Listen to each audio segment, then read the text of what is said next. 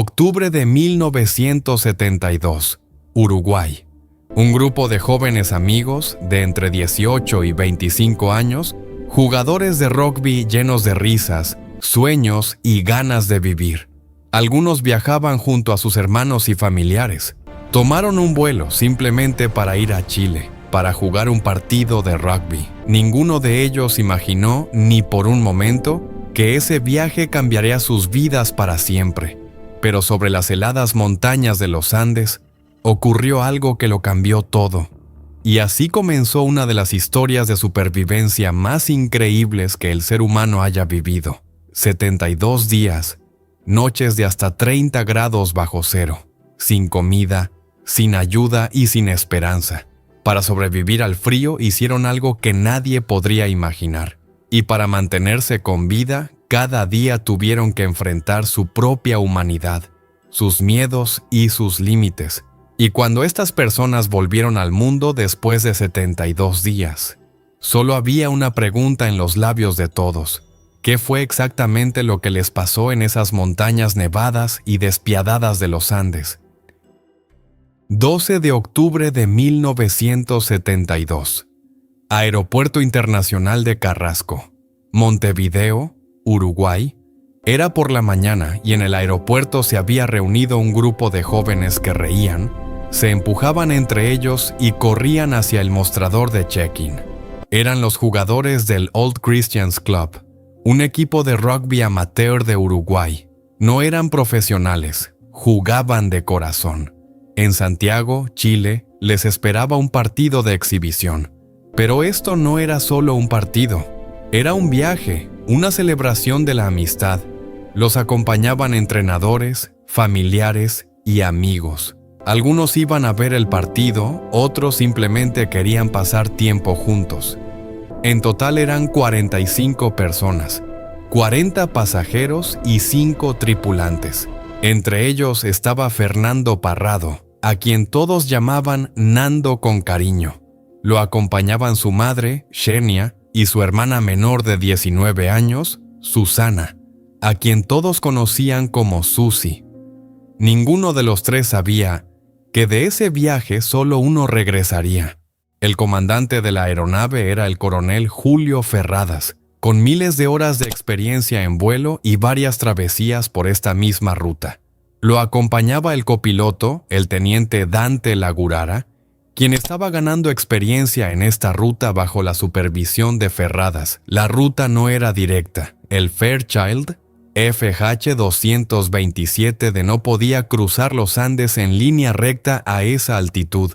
Así que el plan era ir primero a Mendoza, luego atravesar por el paso sur de los Andes hacia Curicó, y desde allí llegar a Santiago. Pero desde el primer día, el clima les cerró el camino. Había una tormenta sobre los Andes, y el vuelo tuvo que pasar la noche en Mendoza. A la mañana siguiente, 13 de octubre de 1972, el tiempo parecía haber mejorado. El avión volvió a despegar y todo en el interior era completamente normal. Unos dormían, otros conversaban, algunos miraban por las ventanas. Afuera solo había nubes. En la cabina, Lagurara manejaba los controles mientras Ferradas supervisaba. Poco después, reportaron por radio que habían cruzado el paso de Planchón y que se dirigían hacia Curicó. Pero había un problema, no estaban ni cerca de Curicó. Los fuertes vientos habían arruinado sus cálculos. La tripulación creía haber cruzado las montañas, cuando en realidad todavía estaban en medio de los Andes. Poco después, pidieron permiso para descender. Se lo dieron. El avión comenzó a bajar.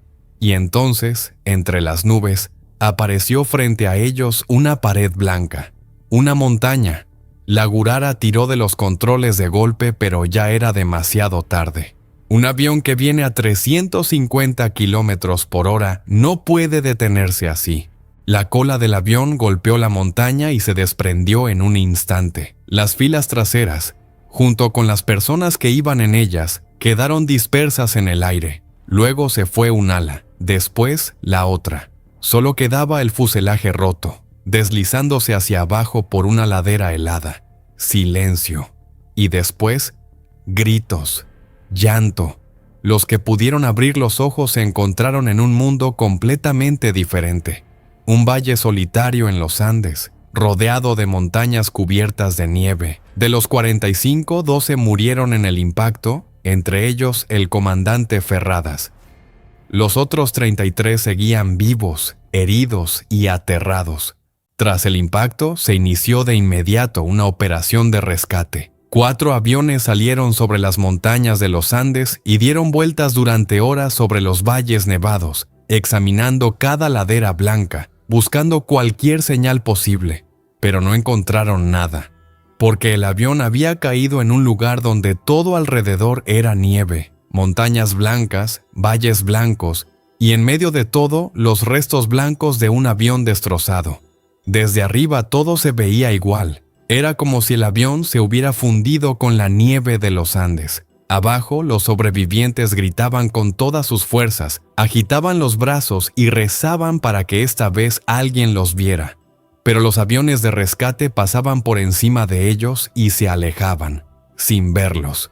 Cuando llegó la luz de la mañana, por primera vez vieron con claridad dónde estaban.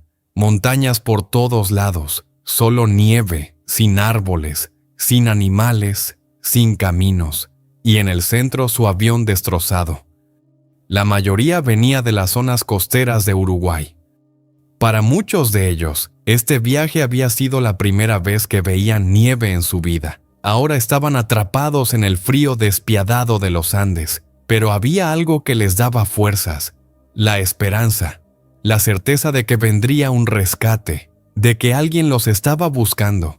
Empezaron a organizarse, repartieron las tareas. Unos se encargaban de atender a los heridos, otros juntaban los materiales. Alguien contó la comida que quedaba, algunas barras de chocolate, unos biscuits y unas pocas botellas de vino.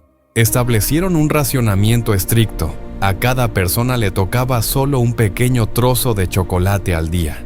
Nada más. El agua también era un problema. Comer nieve directamente era peligroso porque bajaría aún más la temperatura del cuerpo. Entonces Fito Strauch encontró una solución. Ponían nieve sobre trozos de aluminio y los dejaban al sol. La nieve se derretía poco a poco y el agua se iba juntando gota a gota en botellas. Era poco, pero suficiente para seguir vivos. Llegó el segundo día. La operación de búsqueda se intensificó. 11 aeronaves salieron hacia las montañas de los Andes. Durante horas sobrevolaron los valles nevados, observando cada ladera blanca, buscando cualquier señal posible. Pero el problema seguía siendo el mismo. Donde había caído el avión, todo alrededor era nieve, y desde arriba todo se veía igual, como si el avión se hubiera perdido en la blancura de los Andes. Cada vez que un avión de rescate se acercaba, los sobrevivientes salían corriendo, gritaban, agitaban los brazos y rezaban para que esta vez alguien los viera. Pero los aviones pasaban justo por encima de ellos y se alejaban sin haberlos visto. Ese mismo día, encontraron entre los restos del avión una pequeña radio transistor. Roy Harley empezó a intentar hacerla funcionar. Durante un rato solo se escuchó estática, y entonces, de repente, llegó una noticia. La búsqueda del vuelo 571 de la Fuerza Aérea Uruguaya ha sido suspendida. Se considera que todos los pasajeros han fallecido. Los que estaban sentados alrededor de la radio se miraron unos a otros. Durante unos momentos nadie dijo nada. Escuchar la noticia de tu propia muerte, con tus propios oídos. Algunos lloraron, otros empezaron a rezar, y otros simplemente se quedaron en silencio, como si algo dentro de ellos se hubiera roto. Para Nando Parrado, el dolor era aún más profundo. Pocos días después del accidente, su hermana Susi también había muerto. Antes que ella, había perdido a su madre. Ya no le quedaba ni su madre ni su hermana, solo él, y el silencio despiadado de los Andes. Los días pasaban. La comida se iba acabando. Las personas se debilitaban cada vez más. Y había una pregunta que nadie se atrevía a decir en voz alta, pero que rondaba en la mente de todos. Una noche Roberto Canessa reunió a algunos de los sobrevivientes. No hubo ningún anuncio formal, ningún discurso dramático, solo sus palabras, en voz baja y con un peso enorme. Todos estamos pensando lo mismo que yo estoy a punto de decir, dijo. Los que murieron en el accidente, sus cuerpos están en la nieve, el frío los ha conservado.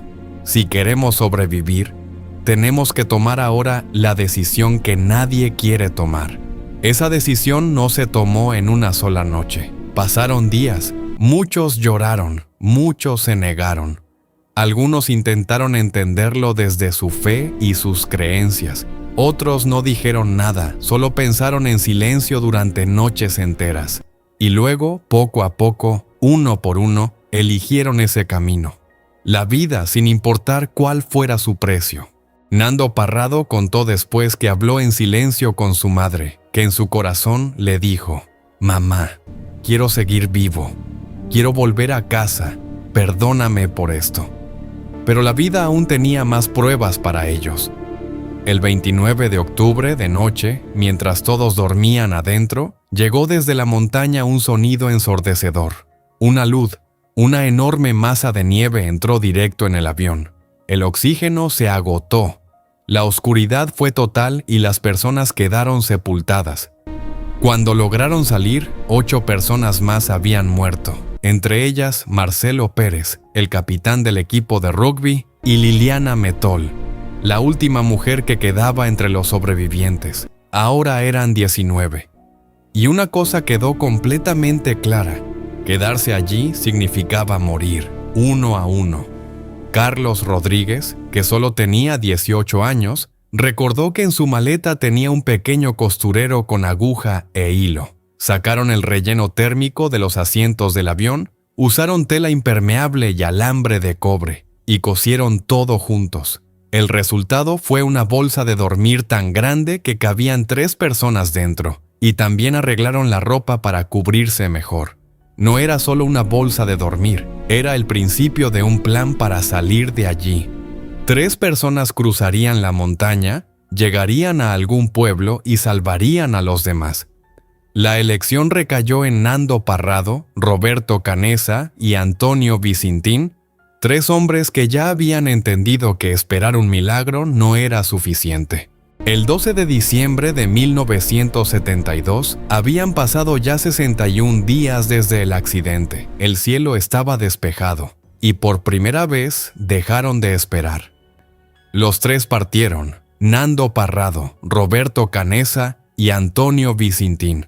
Atrás quedaron 16 personas, con la esperanza de que esos 3 regresaran y de que si regresaban, traerían ayuda con ellos. Piénsalo. Temperaturas de 20, a veces 30 grados bajo cero, sin mapa, sin equipo adecuado, sin saber siquiera con certeza si al otro lado de las montañas había algo. Solo una decisión: caminar hacia el oeste. En la mañana del tercer día llegaron a la cima de esa montaña. Nando iba en la delantera. Pensó: al otro lado de esta cumbre todo va a cambiar. Tal vez un pueblo, tal vez hierba, tal vez vida. Avanzó, miró hacia abajo y se detuvo. El color se le fue de la cara. Hasta donde alcanzaba la vista, solo había montañas, solo nieve. Y más allá de esas montañas, más montañas. Canessa dijo en voz baja: «Nando, nos hemos equivocado de camino». Y unos momentos después añadió: «Creo que aquí es donde vamos a morir». El viento soplaba, y frente a ellos no había camino, no había nadie, no había esperanza. Pero la mirada de Nando se fue lejos, muy lejos, a un punto entre 2 montañas. Debajo de la nieve, algo parecía diferente, como si el terreno estuviera cambiando. ¿Y ahora?, preguntó Canessa. Nando miró una vez más a lo lejos y respondió: «Seguimos». Vicintín los miró a los 2 y dijo: «Vayan ustedes 2, yo tengo el camino de regreso». Se dio la vuelta y emprendió el camino de vuelta solo. Ahora solo quedaban 2, Nando Parrado y Roberto Canessa. Los días siguientes fueron todos iguales: levantarse, caminar, caer, volver a levantarse. luchar por respirar. A esa altitud, cada paso era como un golpe en el pecho. Cuando llegaba la noche, los dos se metían en la misma bolsa de dormir. Afuera un frío despiadado. Adentro solo la esperanza de ver una mañana más. Unos días después, la nieve empezó a escasear. Empezaron a verse piedras. Y entonces Nando se detuvo de golpe. Miró hacia abajo. Volvió a mirar. No podía creer lo que veían sus ojos. Una vaca. Luego otra. Vacas. Eso significaba pasto. Eso significaba personas. Eso significaba que podían sobrevivir. El 20 de diciembre de 1972, a la orilla de un río, Nando miró hacia el otro lado y vio a un hombre a caballo. Nando gritó, agitó los brazos. Canessa también gritó. El hombre los vio. Se detuvo. Hizo una señal con la mano. Mañana. Como diciéndoles que volvería. Y se fue. Esa noche fue quizás la noche más larga de sus vidas. A la mañana siguiente, volvió de verdad. Se llamaba Sergio Catalán, un arriero local. Ató un papel y un lápiz alrededor de una piedra y lo lanzó al otro lado del río. Nando recogió el papel y escribió: «Vengo de un avión que cayó en las montañas. Soy uruguayo. Llevamos 10 días caminando. En el avión hay 14 hombres que siguen vivos. Ya no nos queda comida. Necesitamos ayuda urgente». Sergio Catalán leyó ese mensaje y sin perder un solo momento dio vuelta a su caballo y salió al galope hacia los Maitenes para conseguir ayuda. La noticia llegó a las autoridades chilenas. 2 helicópteros despegaron hacia los Andes, con Nando a bordo para indicarles el camino. Cuando el helicóptero llegó al lugar, la tripulación quedó en silencio. Allí, en medio de la nieve, 14 personas estaban sentadas, vivas, esperando.